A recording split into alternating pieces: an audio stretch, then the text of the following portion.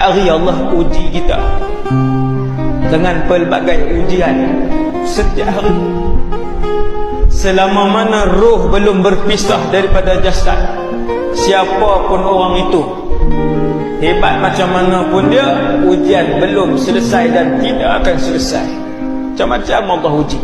Ujian kehidupan, ujian pekerjaan, ujian dengan anak, ujian dengan suami, ujian dengan isteri.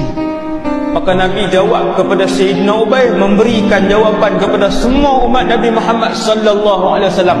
Waktu Sayyidina Ubay tanya, "Ya Rasulullah, kalau macam tu aku jadikan seluruh zikir aku, daripada pagi sehinggalah aku tidur, kesemuanya adalah selawat kepada kamu." Nabi pun sebut, "Tukfa hammuk wa yughfaru dzambuk." Ketika itulah semua kegelisahan kamu, keresahan kamu akan diuruskan oleh Allah Subhanahu wa taala, dan Allah ampunkan semua dosa kamu.